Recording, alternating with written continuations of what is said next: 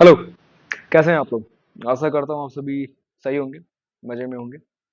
थोड़ा वक्त हो चुका था, मुझे आराम नहीं मिल पा रहा था, इस वजह से इस वीकेंड मुझे थोड़ा आराम मिला है, तो मैं सोचा कि एक वीडियो बनाई जाए। जो मैं काफ़ी दिनों से सोच रहा था कि एक इंडियन स्कूल ऑफ थॉट पे एक डिटेल्ड वीडियो बनाई जाए। सॉरी। आज हम चर्चा करेंगे चारवाक फिलॉसफी की, जो एक इंडियन स्कूल ऑफ थॉट है। ठीक है, सब कुछ समझेंगे इसके बारे में। सोचिए कि अगर आपको ये कहा जाए कि स्वर्ग, नर्क, पुनर्जन्म सब कुछ इल्यूजन है, वेद, धर्म, आत्मा सब धोखा है, और सच्चाई बस यही है कि जो आप अपनी आंखों से देख सकते हो, हाथों से छू सकते हो और जुबान से चख सकते हो। सच्चाई बस इतनी है। आप मानोगे? शायद थोड़ी दिक्कत होगी। आज हम बात करेंगे उन लोगों की जिन्होंने 2500 साल पहले कह दिया था, युवत जीवेत सुखम जीवेत, रणम कर्तव्य घृतम पिबेत। जब तक जिंदा हो मजे से जियो, चाहे उधार लेकर के घी क्यों ना पीना पड़ जाए। अब यही है चारवाक दर्शन। सबसे रिबेलियस, रैशनल और एक हेडोनिस्टिक फिलॉसफी है, जो एंशियंट इंडिया के थियोक्रेटिक सिस्टम्स के अगेंस्ट एक ज्वाला थी उस वक्त। सच बताओ तो यार, ये नर्क और स्वर्ग का कॉन्सेप्ट में मैं भी नहीं बिलीव कर पाता हूँ। ठीक है, जो है भैया यही है। बट खैर, इस बारे में बाद में बात करेंगे। इसके पहले हिस्टोरिकल कॉन्टेक्स्ट को समझते हैं। आज से करीब 2500 साल पहले का समय था, एक वैदिक इंडिया, उसमें गोल्डन एज था। उस समय वेदों की ऑथोरिटी अनक्वेश्चंड थी। ब्राह्मणिकल रिचुअल्स, यज्ञ, आत्मा, पुनर्जन्म, ये सब सोशल नॉर्म बन चुके थे। लेकिन किसी दौर में कुछ ऐसे थिंकर आए जिन्होंने कहा, हम वेद नहीं मानते, हम आत्मा नहीं मानते, हम पुनर्जन्म नहीं मानते। और उन्होंने इस बात को सिर्फ सोचा नहीं, बोल्डली बोला है। इन्हें हम कहते हैं चारवाक या Lokayata philosophers. Lokayata philosophers, I am sorry. So Lokayata का मतलब होता है कॉमन पीपल की फिलोसफी, यानी grounded in this worldly experience. ये एक मैटेरियलिस्टिक दर्शन था, जिसमें मेटाफिजिक्स, आफ्टर लाइफ और अनसीन एंटिटीज के लिए कोई जगह नहीं थी। अब इसके पहले फाउंडर को जानते हैं और इसका लिटरेचर समझते हैं। चारवाक दर्शन के फाउंडर का नाम था बृहस्पति। नहीं, वो बृहस्पति नहीं। कुछ स्कॉलर्स कहते हैं कि यार देखो, बृहस्पति एक माइथोलॉजिकल फिगर है, और कुछ कहते हैं कि एक रियल थिंकर थे। उनका जो प्राइमरी ग्रंथ था वो था बृहस्पति सूत्र। बृहस्पति सूत्र वो अब लॉस्ट हो चुका है, उसका कोई अता पता नहीं है। हम चारवाक फिलोसफी को जानते हैं उनके ओपोनेंट्स के राइटिंग से, जैसे कि वेदांत हो गए, न्याय हो गया, बुद्धिस्ट टेक्स्ट हो गए, जिसमें चारवाक को रिफ्यूट करने के लिए उन्होंने जिक्र किया है।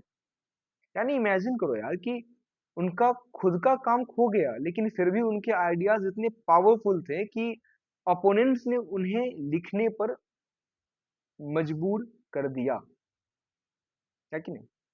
उनकी जो कोर टेक्स्ट थी वो गायब है, अब उसका कोई पता नहीं। खैर, अब इसकी कोर बिलीफ समझते हैं कि एक्चुअली चारवाक ने कहा क्या। well, चारवाक फिलॉसफी की सबसे बड़ी खासियत है डायरेक्ट परसेप्शन, यानी प्रत्यक्ष। चारवाक कहते हैं कि प्रत्यक्षम ही एको प्रमाणम। Only direct perception is a valid source of knowledge. इसका मतलब, जो हम अपनी आंखों से देखते हैं, कानों से सुन सकते हैं, हाथों से छू सकते हैं, बस वही सच है। We believe in what we see, touch, hear and taste. अनुमान, इन्फेरेंस, उपमा, एनोलॉजी एंड शब्द, स्पिरिचुअल टेस्टिमनी, ये सबको रिजेक्ट करता है। उनके अकॉर्डिंग है कि जो वेद है वो झूठे हैं, क्योंकि उनका कोई प्रूफ नहीं है। अगेन, काफी रैशनल फिलॉसफी थी ये। ओके। पुनर्जन्म एक इमेजिनेशन है, क्योंकि किसी ने कभी देखा नहीं।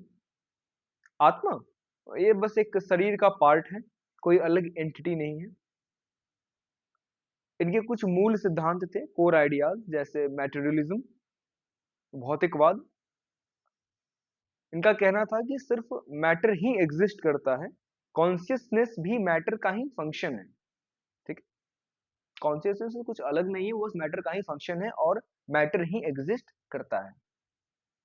दूसरा था कि सुख ही जीवन का लक्ष्य है, pleasure is the ultimate good. तीसरा था नो आफ्टर लाइफ, जब शरीर खत्म सब खत्म, ना स्वर्ग ना नरक।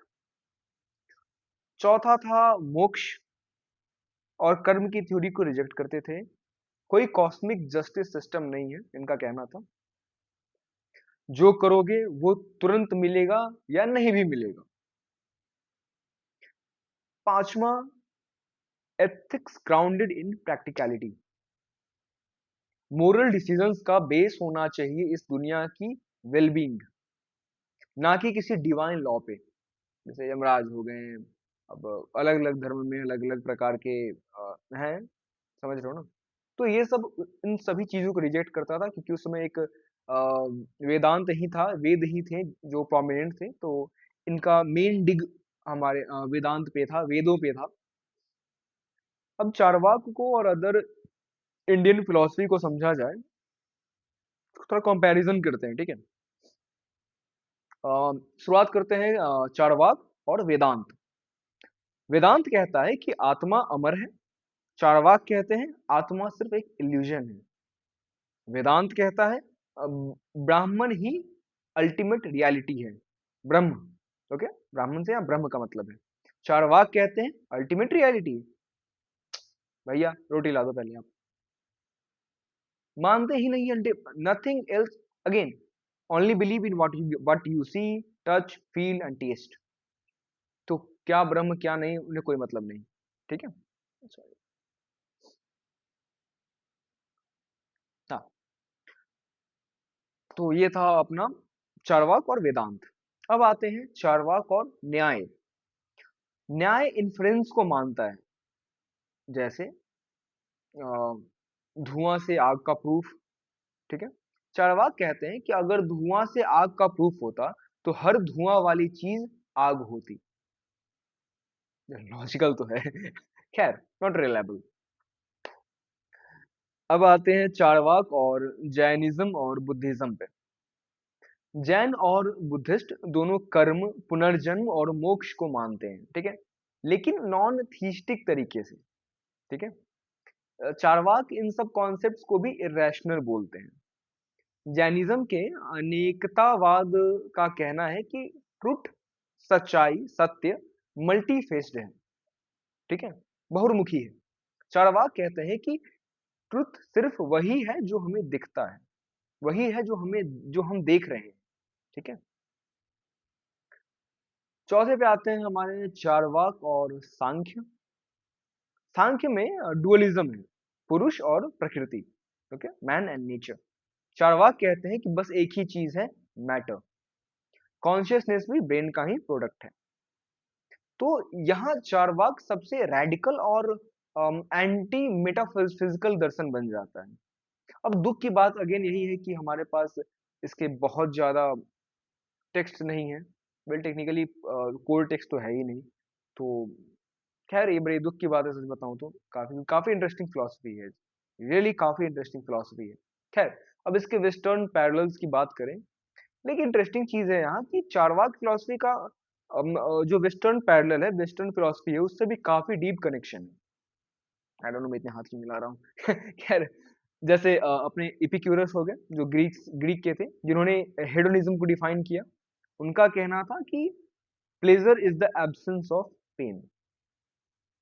और फॉर एग्जाम्पल ले लें तो डेमोक्रिटस एक नाम था, जो कि एटोनिज्म के फाउंडर थे, जो कहते थे कि matter is all that exist, जो काफी सिमिलर है हमारे चारवाक दर्शन से, काफी क्या सिमिलर ही है। एक थे थॉमस हॉब्स, जो कहते थे कि consciousness is body in motion.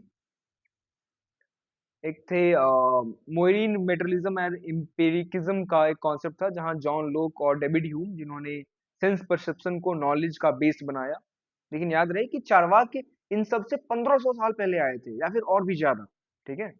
तो ये सब एक कुछ रिलेटेबल या फिर सिमिलर वेस्टर्न फिलोसफी थी, जिनका मैंने भी नाम लिया है, ठीक है। अब चारवाक फिलोसफी के कुछ क्रिटिसिज्म और मिसकंसेप्शंस भी थे। कई लोग चारवाक को बस एक ईट ड्रिंक एंड बी मेरी फिलॉसफी समझते हैं, जो कि ये नहीं है। लेकिन असली चार्वाक इतने शॉलो नहीं थे, क्योंकि वो ये नहीं कह रहे हैं कि हर वक्त पार्टी करो यार। उनका कहना था कि लाइफ को एंजॉय करो, लेकिन एक रैशनल तरीके से, एक कॉन्शियस तरीके से। पेन से बचो, लेकिन लॉन्ग लॉन्ग टर्म कॉन्शियसनेस समझकर। एथिक्स को डिवाइन रूल्स नहीं, ह्यूमन वेल बीइंग के बेसिस पे समझो। पाप पुण्य, कुछ कर दूंगा तो नर्क चला जाऊंगा, अच्छा कर दूंगा तो स्वर्ग, इन बेसिस पे आप ना जज करके ह्यूमन वेलबींग के बेसिस पे समझें, रैशनल बेसिस पे समझें। उन्होंने एंटी सोशल, इमोरल और रिस्पॉन्सिबल उन्हें कहा गया। लेकिन ये एक्यूजेशंस उनके अपोनेंट्स के एग्जैजरेशंस थे। खैर, अब आज के ज़माने में अगर इनकी लेगेसी और रिवाइवल की बात की जाए, तो आज के समय में जब साइंस, एम्पिरिकिज्म और रैशनैलिटी को इतना इम्पोर्टेंस मिलता है, चार्वाक एक फॉरगॉटन एंसेस्टर लगते हैं। आपने कभी सोचा है कि जब आप कहते हो कि मैं प्रूफ के बिना नहीं मानता, आप चार्वाक हो। जब आप रिलीजन के रिचुअल्स को क्वेश्चन करते हो, आप एक चार्वाक हो। और जब आप कहते हो कि लाइफ एक बार नहीं मिलती, make the most of it, आप चार्वाक फिलॉसफी फॉलो कर रहे हो, चाहे आपको पता हो ना हो। आपको आप ऑब्वियसली आपको पता नहीं है, बट आप फॉलो कर रहे हो। चार्वाक जो है यार, एक लॉस्ट वॉइस है, जो दुनिया को याद दिलाता है रीजन, सेंसुअल जॉय, और दुनिया की प्रैक्टिकलिटी भी एक दर्शन हो सकता है। उन्होंने हमें सिखाया कि think for yourself, enjoy this life, again enjoy this life, make the most out of this life, don't be afraid to question the sacred. तो अगला, जब आप किसी ट्रुथ को ब्लाइंडली मानने जाएं, तो अगली बार आप जब भी किसी ब्लाइंड ट्रुथ को मानने जाएं, तो जरा चारवाक को याद कर लीजिएगा। क्योंकि उनका कहना था कि जीवत जीवित सुखम जीवित, रणम कर्तव्य घृतम पीवेत, जो मैंने पहले भी बताया, एक ही श्लोक में याद कर पाया हूँ। तो जिंदगी एक बार मिलती है, उसे जियो, पूरे होकर जियो, ठीक है। Live with fulfilment, with utmost materialistic enjoyment, okay, but conscious enjoyment at the same time, okay। um, एक और चीज है यार, मैं एक पर्सनल थॉट यहाँ पे रखना चाहता हूँ। जो चारवाक फिलोसफी है, इसकी काफी चीजों से मैं रिलेट करता हूँ।